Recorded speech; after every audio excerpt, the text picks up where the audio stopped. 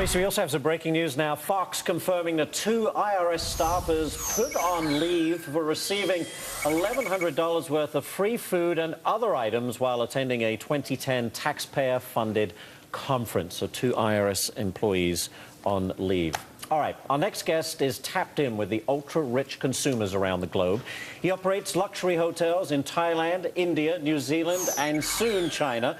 Joining us now is Deepak Ohri. He is CEO of Lebua Hotels and Resorts. And Deepak, thanks for being here. You were here 7 months ago now. And of course, you were talking about, before we get to your other properties, you were saying, look, if we start operating in the United States, we'll probably begin with restaurants before we get into the luxury hotel business. Where do you stand now? Same. Same. Still looking? Still looking. No, not looking. I think we are right now at a very advanced stage of developing the quick service restaurants. And I think that's what teaches us how to understand the consumer behavior. Today it's not about hotels. Hotels don't make so much of money. It's about destinations and it's about experiences. And most of the experiences come from, unless it's not the IRS staff, from food and beverage and the lifestyle. I'm sure they've had some lovely experiences in the past. Okay, let's talk about where you've been looking at China. We talked about this when you were here last time. We get lots of reports that the Chinese economy could be slowing down. Have you seen any signs of that? We don't see that from the consumer spending. So the Chinese economy is not slowing down, and Chinese outbound travel spending has become #2 in the world. It used to be United States, so US taken a #3 spot now, and Germans are still the #1.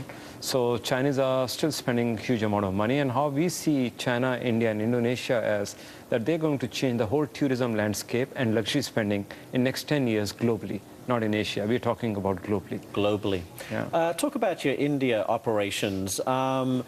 India has all the potential in the world. We've talked about it for so long, but there's always been an issue with infrastructure. Is that still an issue? More than infrastructure, infrastructure is an issue. I think India needs around about $100 billion in investment to improve its infrastructure. But let's not go there at the infrastructure. I think we are talking about visas.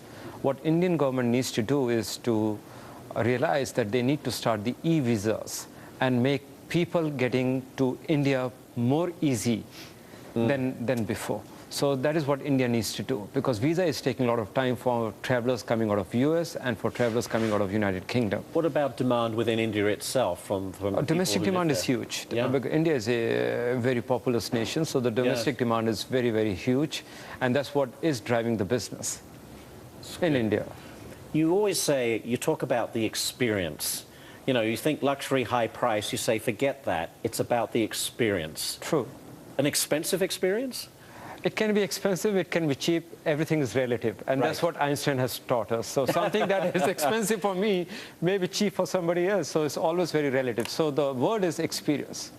Thailand, how's the operation going in Thailand? Thailand is doing very, very well. I think since the new government has taken over, Thailand, each and every business is booming, and we are very, very optimistic and hope to do much better. It's stabilized is what you're saying. Very much stabilized, and it's improving. And New Zealand?